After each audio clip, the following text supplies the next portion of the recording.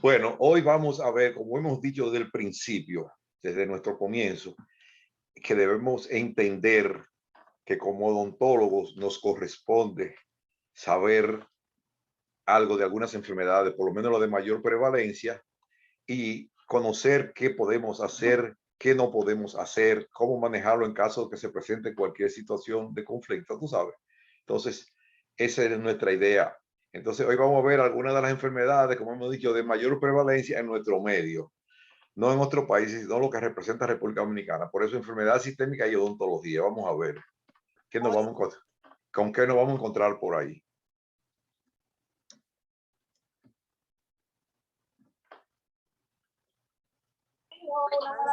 Nuestros objetivos son esos.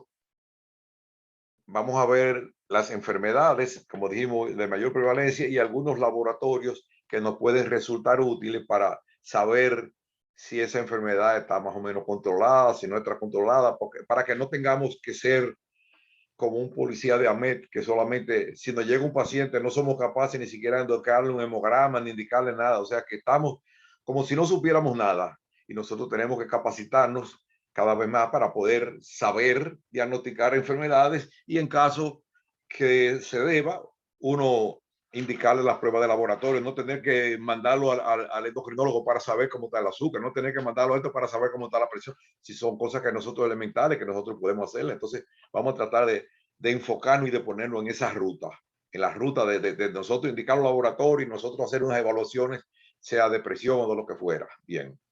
Entonces, nos vamos en este viaje, nos vamos en esa guagua a ver si el perro este no nos ladra mucho.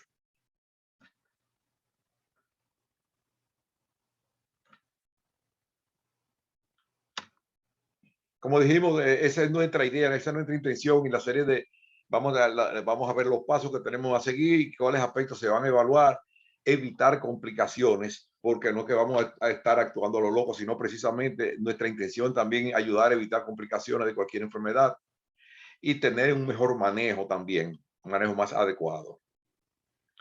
También evaluar los riesgos y beneficios, a veces algún procedimiento, a veces yo digo una frase que quizás no sea del todo que caiga bien. Dice, a veces el mejor cirujano es el que menos opera. A veces hay cosas que si no es necesario operarlo, si no es necesario hacer un procedimiento, muchas veces mantener una actitud, una conducta expectante. Todo dependerá de cada caso, pero por eso esa es la intención de que podamos evaluar todas esas condiciones.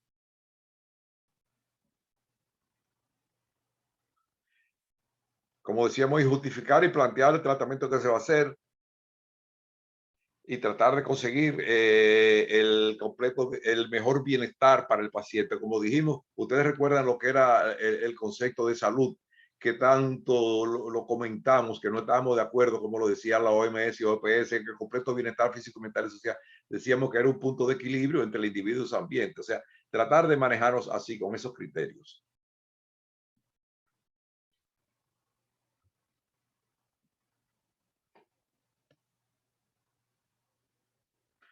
Empezamos, por supuesto, todo debe empezar con una historia médica y dental más o menos bien estructurada, en la que uno pueda ver las enfermedades de mayor prevalencia.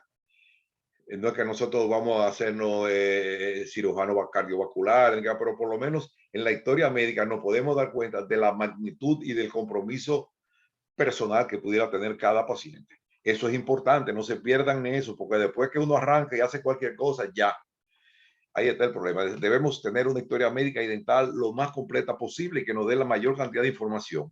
Y en caso necesario, referirlo si es necesario, si no es necesario y nosotros podemos manejar la situación, bueno, manejarla como tal.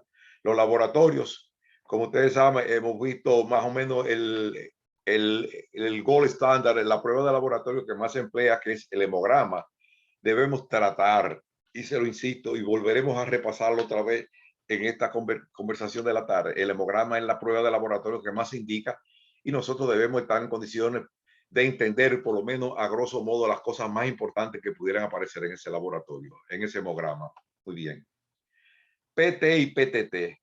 Olvídense de tiempo de coagulación y tiempo de sangría. Ya esas pruebas de laboratorio para perfiles de coagulación no se emplean. Lo que se emplea es tiempo de protrombina y tiempo parcial de tromboplastina y el INR. Eso de coagulación y sangría, bórrenlo, que eso no va. Ya en ningún sector de salud se emplea eso. Es PT, PTT e INR. Glucemia, como ustedes la saben, eso es, ¿qué es la glucemia? ¿Para qué tipo de paciente debemos usar la glucemia? Para diabéticos, doctor. Exactamente. ¿Y en cuánto debe estar más o menos normal? Eso debe estar de 80 a 120 más o menos, por ahí más o menos. ¿Qué otra prueba complementaria se debe utilizar, sobre todo si estamos hablando de pacientes diabéticos? ¿Qué otra prueba yo les he comentado que deben tenerla pendiente por si acaso nos quedan dudas con el paciente diabético? ¿Cómo se llama esa prueba? Otra prueba para medir la concentración de azúcar, cuál ha sido el comportamiento que ha tenido el paciente diabético. Y es una prueba mucho que nos permite una evaluación a más largo plazo, aproximadamente casi hasta 3 meses, nos puede dar un historial de cómo se ha comportado el paciente con su dieta de los azúcares. ¿Cómo se llama esa prueba? De la glicemia. No, pero la glicemia sí, pero la que nos permite Eso evaluar. no es la hemoglobina glucosilada. Ahora sí, esa es la hemoglobina glucosilada. Esa sí es. Si tenemos dudas, porque como les he comentado a veces, los pacientes diabéticos a veces sacan su truco y se ponen a dieta 2 días antes y entonces le puede dar más o menos normal y nos están engañando. Porque si le da bien, nosotros podemos, pero si nosotros tenemos duda que es un paciente que queremos estar más seguros, procede más. Le he comentado que la hemoglobina glucosilada, el paciente no tiene que estar en ayuna, puede ser a cualquier hora, puede haber comido lo que sea o no haber comido, puede estar en ayuna o haber comido. No importa, se la puede hacer a cualquier hora, mientras que la glucemia tiene que tener un ayuno por lo menos de 8 horas mínimo, usted sabe, o sea, la hemoglobina glucosilada tiene esa ventaja que nos va a dar una visión retrospectiva de cuál ha sido el comportamiento en cuanto a la ingesta de azúcares de ese paciente. Y las imágenes, que no podemos tampoco prescindir de ellas, las imágenes nos van a auxiliar en caso de cualquier patología que queramos ver. Como pruebas virales también se utilizan, quizás no tan de rutina en odontología, pero ya cuando se va a trabajar en un paciente que se va a llevar a cirugía, tenemos esta que es la hemoglobina glucosilada, el HCV, digo virales, o sea, la hepatitis B, perdón, la hemoglobina glucosilada, la hepatitis B, la hepatitis C, el HIV, el VDRL. ¿El HIV para qué sirve? ¿Esa prueba para qué? Ese para el SIDA, doctor. Exactamente. ¿Y el VDRL? Para la sífilis. Y otra prueba confirmatoria del VDRL, ¿cuál es? ¿Cómo se llama? Se llama FTA-ABS, absorción del anticuerpo treponémico fluorescente, FTA-ABS, apúntenlo por ahí. También, aunque querrámoslo o no, al paciente nosotros debemos aprender a hacerle por lo menos una evaluación física y psicológica, porque puede ser que algún paciente nos dé alguna dificultad en el manejo después que cuando se le ponga la anestesia, lo que el paciente se ponga nervioso, se ponga intranquilo. Entonces nosotros debemos más o menos tener una idea de cuál va a ser en una forma empírica, porque claro, no disponemos de otro mecanismo, pero saber si ese paciente se va a comportar bien o si será necesario recurrir a alguna sedación o algún procedimiento que nos ayude. Eso es importante, aunque uno cree que no todos los pacientes se portan bien. A veces el paciente puede traer una crisis, le puede dar una hipotimia, puede hacer un evento hipertensivo, cualquier cosa. Entonces nosotros debemos evaluarlo y saber cuál va a ser el manejo nuestro de ese paciente. Una evaluación física y psicológica. Bien.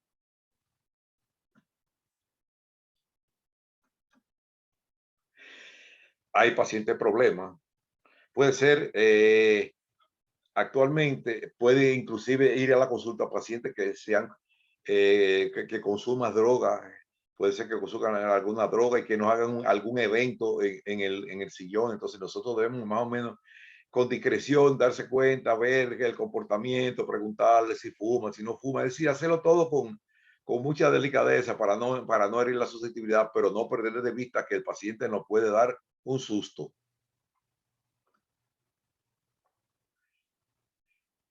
esta es una condición de angor pectoris, se refiere a un dolor por falta de oxígeno en el músculo cardíaco. Eso ya los pacientes lo saben. Esos pacientes que sufren de angina de pecho se trata con una nitroglicerina sublingual, que posiblemente en la escuela eso no se maneje, pero eso forma parte de la historia, saber interrogarlo si el paciente tiene alguna cardiopatía, si sufre de angina de pecho. Eso se maneja con una nitroglicerina sublingual y el paciente se controla en ese caso. Pero bueno, en la escuela no vamos a estar en esas cosas.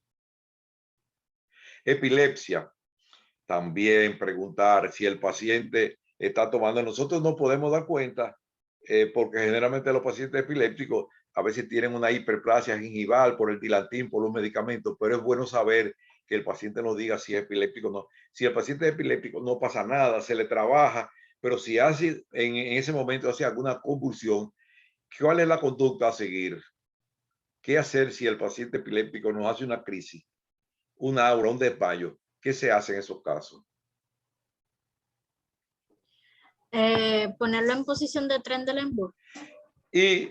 Y tú estás viendo ahí también en la gráfica que tiene ahí, ponerle Ajá, algún mordedera. paño, alguna toalla para que el paciente no se vaya a morder la lengua y no se vaya a cosas. Y eso, y esperar que él va a pasar, él va a salir de ahí. El paciente epiléptico en poco tiempo va a volver a recuperar como que estaba durmiendo. Pero eso es bueno estar preparado y conocerlo por la historia clínica. Si el paciente es epiléptico, para que no nos coja de sorpresa y estar preparado, no pasa nada. Y como ustedes dicen, tenerlo tranquilo y esperar que él se recupere otra vez de la crisis.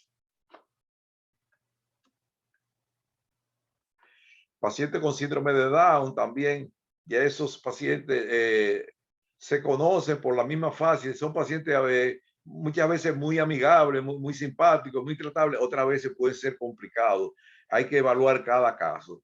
Como ustedes ven, estos pacientes tienen una condición, una fase especial, muchas veces tienen macroglosia, tienen también lo que le llaman hipertelorismo. Hipertelorismo es esta distancia aquí aumentada. Los ojos se ven como hacia afuera, telecanto se llama también hipertelorismo. Los ojos se ven más hacia afuera que la distancia entre aquí y aquí está aumentada.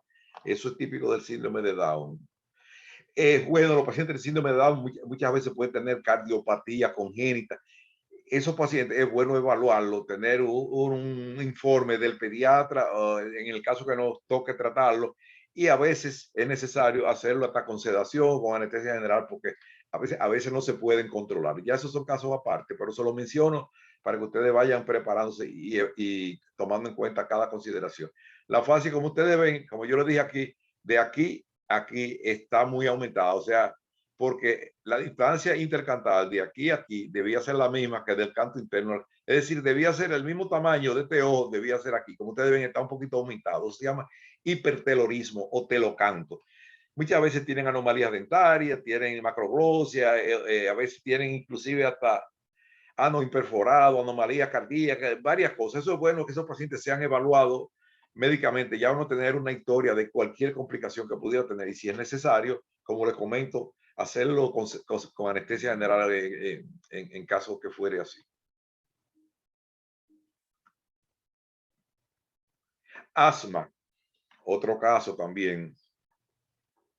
Paciente asmático, puede ser que en algún momento nos vaya a hacer una crisis. Esos pacientes generalmente se manejan con esteroides, con un spray.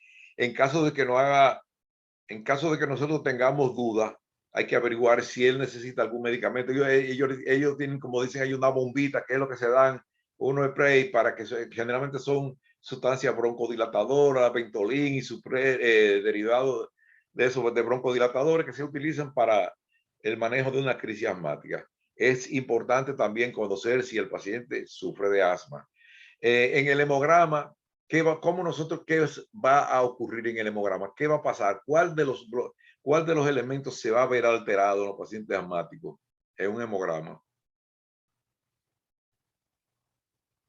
¿Quién me dice? Recuerde que lo vimos en el hemograma eso, y lo vamos a volver a ver ahorita. ¿Qué elementos de la serie blanca se elevan?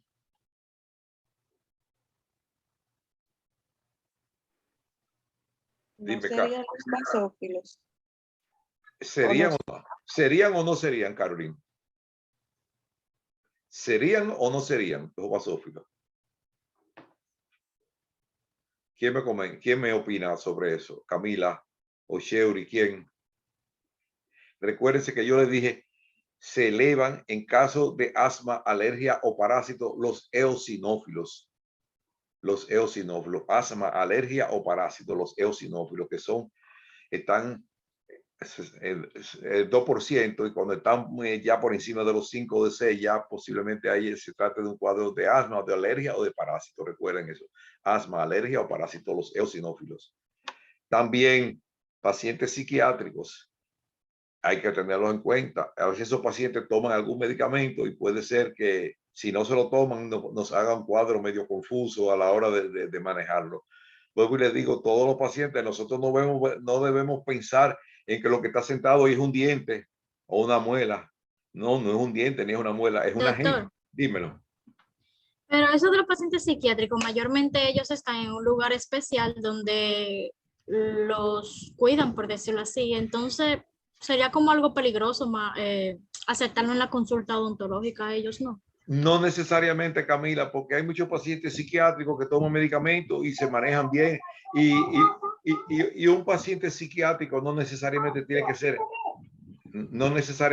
ser esquizofrénico. Hay pacientes psiquiátricos que es lo que ¿qué es lo que suena ahí? Hay algo que está encendido. Ana, tu micrófono, apágalo. Ah, bueno, sí, que había concluido ahí. Sin ánimo de presumir de ser psiquiatra, pero las enfermedades psiquiátricas se dividen entre los grandes grupos, que son la psicosis y las neurosis. ¿Cuál es la diferencia entre la psicosis y la neurosis? En la psicosis, el paciente pierde lo que se llama el sentido crítico de la realidad. El paciente deja de construir el mundo en comunicación con todos los demás y se pierde en uno que es irreal. O sea, el paciente esquizofrénico, el paciente psicótico, se imagina que él es Napoleón o que él es un emperador o que él es el dueño de esto, o él es el más sabio o el más rico. Es un paciente que pierde el sentido de la realidad. Ese paciente no está en la realidad, ese paciente está en otro mundo, un mundo irreal, imaginario para él. Pero los pacientes neuróticos son pacientes muchas veces que hablan mucho, que tienen cosas, pero están conectados a la realidad. Pacientes nerviosos son muy intranquilos, que tiemblan mucho, esos son neuróticos y los otros son psicóticos. Unos pierden el sentido de la realidad y otros están dentro de la realidad, pero tienen comportamiento a veces medio extraño. Entonces, hay pacientes psiquiátricos, esquizofrénicos, inclusive se pueden manejar. Se maneja con un tratamiento con un neuroléptico mayor, haloperidol, fentanil, otro tipo. Bueno, yo no soy nada de psiquiatra, pero se manejan con ese tipo de cosas, se manejan con medicamentos y pueden acudir, como no tienen momentos en que están bastante lúcidos y momentos que no lo están. Pero no necesariamente todos los pacientes psiquiátricos están internos en un hospital, depende si están en crisis, pero los pacientes psiquiátricos neuróticos pueden estar conviviendo. Cualquiera de nosotros puede ser un neurótico, una persona que se maneja, pero tiene su conflicto de personalidad, tú sabes. Gente que a veces son asesinos, que son estos, que son un comportamiento antisocial, pero no por eso se le puede rehuir. Por eso yo le digo, el odontólogo tiene que irse preparando para aprender a manejar toda una gama de pacientes que a veces no son lo ideal, pero no tiene que prepararse, no solamente pensar en el diente, sino pensar en la propia persona que tú tienes sentado ahí enfrente. Eso es importante, que ustedes se metan eso en la cabeza, que no es nada más el diente, que una endodoncia. No, espérate, ¿y a quién yo le voy a hacer esa endodoncia? Ese paciente se dejará de hacer esa endodoncia o se dejará de hacer esa corona o esa extracción. Yo tengo que ver cómo me manejo. Eso es lo que yo quiero, el concepto. Bien. Examen clínico. La historia médica, el examen físico, como dijimos, debe ser más o menos lo más exhaustivo que se pueda, pero tampoco caerá en exageraciones. No le vamos a hacer un electrocardiograma, ni una radiografía de tórax, ni qué sé yo, ni una resonancia magnética, pero por lo menos uno está enterado a grosso modo qué tiene el paciente. Se terminará en 10 minutos, pero seguimos, no se preocupe. La historia médica tiene su componente moral, su componente legal, el consentimiento, y la historia médica también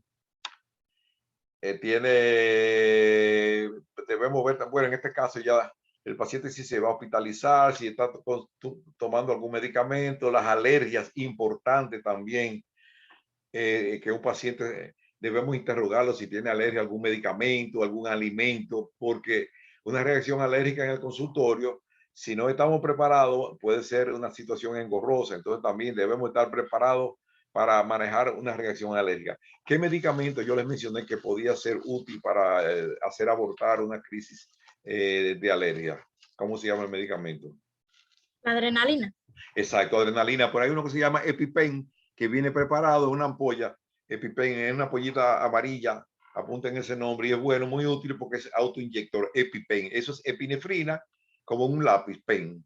EpiPen. Miren aquí reacciones alérgicas bastante severas, bastante dramáticas. Como ustedes miran cómo se puso.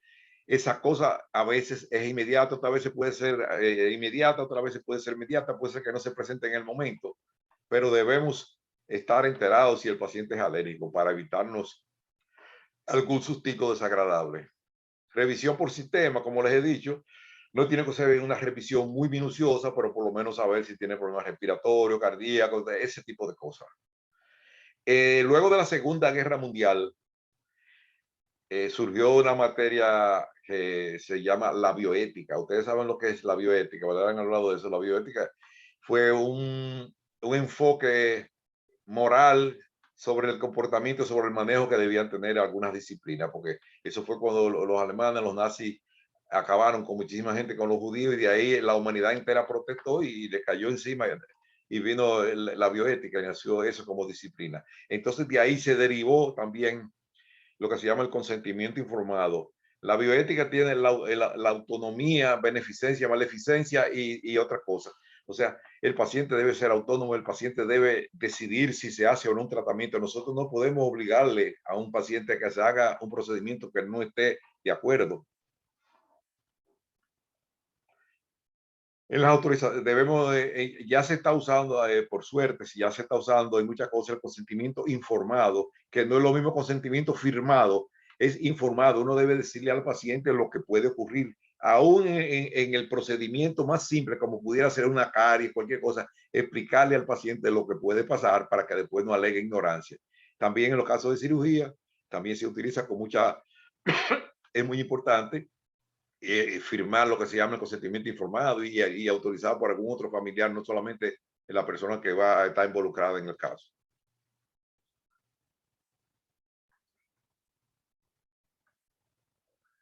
Enfermedades sistémicas, la hipertensión arterial, siempre les insistiré en la toma de la presión en todos los pacientes. Inclusive hasta ya se están detectando casos de hipertensión arterial en pacientes jóvenes, muy jóvenes. Entonces es importante, muy importante que como odontólogos se acostumbren a tomar la presión arterial, no solamente en el momento de hacer la cirugía, sino siempre. Puede ser que el odontólogo sea la persona que primero detecte a un paciente hipertenso. Mucha gente es hipertenso, no lo sabe y tiene un dolor de cabeza, un dolor en la nuca y no se imagina que sufre de la presión. Y el odontólogo puede ser quien le dé la voz de alerta, que le diga, mira, dice, claro, nosotros no somos cardiólogos, pero si uno le toma la presión varias veces, le toma la presión y vuelve y espera 5 minutos, se la toma otra vez y sigue alta, se la toma otra vez y sigue alta. Entonces ya uno tiene el suficiente fundamento para poder decirle al paciente, mire, yo creo que usted es hipertenso, debía controlarse eso, debía ir a un cardiólogo. Es importante el papel del odontólogo en la detección de la hipertensión arterial. Diabetes, otra condición también que debemos tomar en cuenta, que son quizás las enfermedades de mayor prevalencia. ¿Cómo uno puede saber si un paciente es diabético o no así por una historia clínica? ¿Qué pregunta ustedes le harían a un paciente y que le pudiera llevar a la conclusión de que ese paciente es diabético? Vamos a ver, ¿quién me dice? ¿Qué ustedes piensan? ¿Cuáles preguntas ustedes le harían? Preguntas así, puntuales, precisas. ¿Qué se le ocurre? Usted, tal cosa. Usted. Cuando se corta, sí, cicatriza rápido. Exacto, pero si no se corta, si el paciente no se corta nunca, es un paciente que tranquilo. Si se le edematiza algunas partes del cuerpo. O si hace mucha pipí. Ahora sí estamos hablando. Hay 4 cosas que son las que estamos hablando. Sí, eso. La 4P, ¿verdad? Que da Por, mucha por ahí sí andamos, porque si el paciente no se corta, si no se le hincha, no pasa nada. Pero esas 4P, poliuria, ¿cuál más? Polidipsia, polifagia y pérdida de peso.